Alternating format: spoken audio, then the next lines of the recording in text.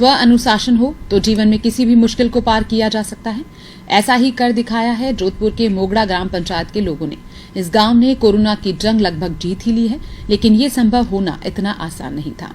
Corona की दूसरी लहर के चलते ग्रामीण इलाकों में संक्रमण बहुत तेजी से फैला।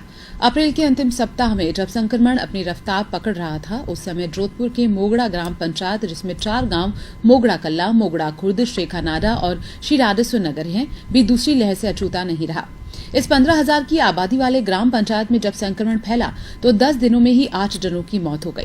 इसके चलते गांव में डर का माहौल बन गया। लगभग हर परिवार के किसी न किसी सदस्य को बुखार, सर्दी, जुकाम जैसी बीमारियों ने घेर लिया। जब कोरोना संक्रमण गांव में बढ़ा तो चिकित्सा की प्राथमिक सुविधा का अभाव भी ग्रामीणों को महसूस होने लगा। मोगड़ा ग्राम पंचायत के 4 गांव के बीच सिर्फ एक स्वास्थ्य केंद्र है, जिसमें एक एएनएम नियुक्त है। उसकी भी फील्ड में ड्यूटी होने के कारण उप स्वास्थ्य केंद्र पर अधिकतर समय ताला लगा रहता है।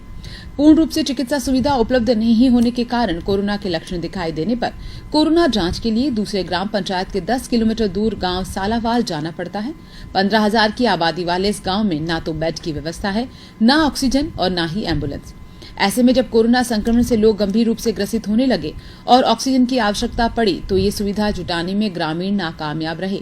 गांव के सरपंच का कहना है कि हमने 1 लाख रुपए तक देकर ऑक्सीजन की व्यवस्था करने का प्रयास किया, पर हम ऑक्सीजन का 1 सिलेंडर भी नहीं जुटा पाए। इस कारण गांव के कई युवाओं को भी हमने खो दिया। ऐसे में मजबूर होकर ग्रामीणों ने आत्मनिर्भर बनने की राह पकड़ी, लेकिन इस आत्मनिर्भर के अनूठे प्रयोग ने देश भर में मिसाल कायम कर दी। गांव के सरपंच और ग्रामीणों के प्रयास से ये ग्राम पंचायत कोरोना को हराने में कामयाब रही। पिछले 10 दिनों से एक भी नया संक्रमित नहीं मिला है। ये सब संभव हो पाया इस ग्राम पंचायत के सरपंच और युवाओं की कड़ी मेहनत और जन सहयोग से। बहुत अच्छी सुविधा करी हुई है सरपंच साहब की तरफ और युवा की तरफ। बहुत ध्यान हो, सब रे घर में जा सबको काढ़ा पिला रहे, सबको अच्छे से सुविधा दे रहे, कोई भी प्रॉब्लम हो तो पूछ रहे, बहुत अच्छे से सबका ध्यान रख रहे हैं। 5 जनों की 5 टीमें क्रिएट की, जिसमें से 3-3 घंटे की शिफ्टिंग। 3 टीमों को हमने रोजाना डे में यहाँ पे जो भी बाहर से जो व्यक्ति या अदर विलेज अलग गांव से आने वाले व्यक्तियों की हमारे पास सूची रहती है। और बाकी जो टीम है एक काढ़ा वितरण के लिए साइकिल के साथ में घर घर जाके काढ़ा वितरण कर रही है, और दूसरी टीम है जो हाइपो का छिड़काव ट्रैक्टर के द्वारा हमारे पूरे गांव में वार्ड वाइज जो वार्ड पंच होते हैं, प्रतिनिधि है, उनको आगे रख के हम हर वार्ड में जाके उनसे छिड़काव करते हैं और काढ़ा पिलाते हैं। 20 अप्रैल से आजू बाजू में कोरोना फैल रहा था, तो गांव में भी इतना जानकारी नहीं थी, लोगों में अभाव था। उसके बाद में एक दिन में हमारे गांव में 16 पॉजिटिव आ गए थे, एक दिन में। उसके बाद में मतलब 3 दिन में 5 लोगों की डेथ हो गई, जिसमें 3 तो कोरोना पॉजिटिव ही थे, कंफर्म थे।